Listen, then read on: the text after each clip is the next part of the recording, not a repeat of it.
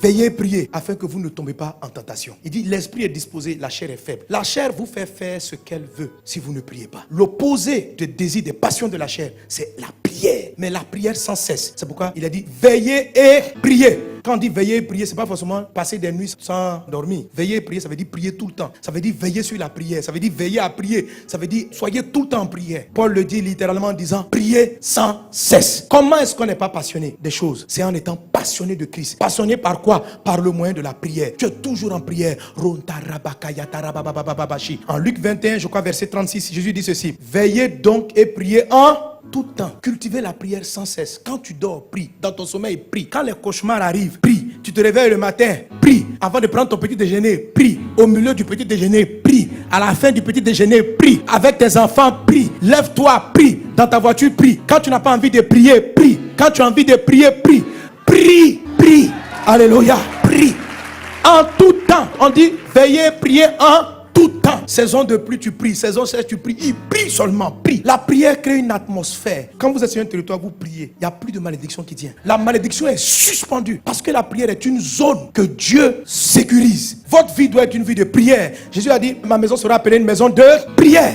Et qui est la maison de Dieu? C'est ton corps. Qui est la maison de Dieu? C'est l'église. Ça doit être une atmosphère de prière. Vous savez, mes amis, les disciples ont vu Jésus marcher sur la mer. Ils n'ont pas demandé à Jésus, apprends-nous à marcher. Ils ont vu Jésus ressusciter les morts. Ils n'ont jamais dit à Jésus, apprends-nous la résurrection. Ils ont vu Jésus guérir des malades. Ils n'ont jamais dit à Jésus, apprends-nous à guérir les malades. La seule fois, ils ont demandé à Jésus de leur donner un coup. Apprends-nous à prier. Nous, on ne sait pas prier. Apprends-nous à prier. Parce qu'ils avaient compris une chose, que le secret de la vie surnaturelle de Jésus, ce n'était pas de faire des prodiges. C'était la prière. C'est dans la prière que le ciel se révélait sur la terre. Qu'on sortait de tout ce qui peut être malédiction. Prie en tout temps. Il y a des fois la chair n'a pas envie de prier. Quand elle n'a pas envie de prier, c'est là même qu'il faut prier. Elle veut dormir, puis tu pries. Même dans le sommeil,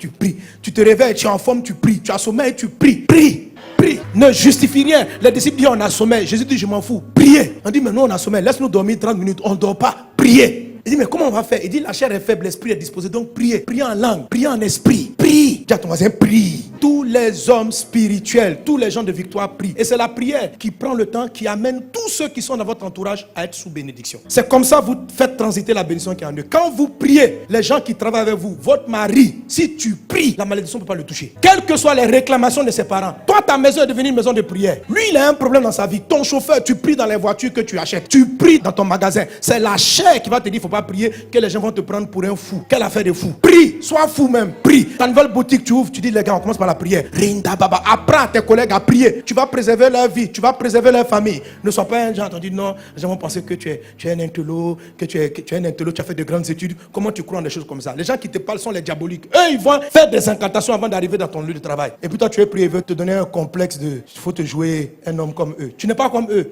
Toi, tu appartiens à Dieu. Eux, ils appartiennent au diable. Ils vont faire les incantations, ils arrivent au travail. Quand tu les vois comme ça, ils sont calmes. Tu crois qu'ils méditent. Ils appellent le diable dans la boîte. Appelle le Seigneur. Tout ce qui t'appartient. Et même si tu es un employé, ce n'est pas ton entreprise. Le Saint-Esprit est supérieur à tous les démons. Tu arrives.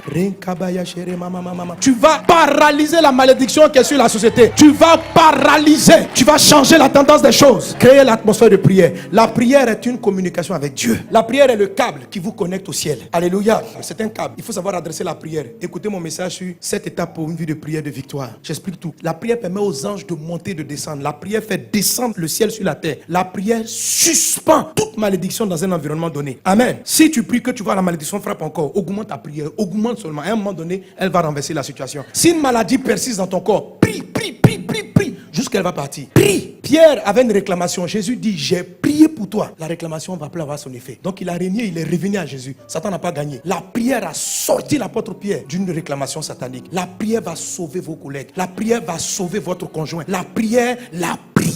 C'est pourquoi le pire ennemi de la chair dans ta vie, c'est ta vie de prière. La chair n'aime pas la prière. Quand tu vas prier, elle va te combattre. Mais il faut prier. Il faut remplacer toutes tes passions par des heures de prière. Amen. Alléluia. Que Dieu vous bénisse abondamment.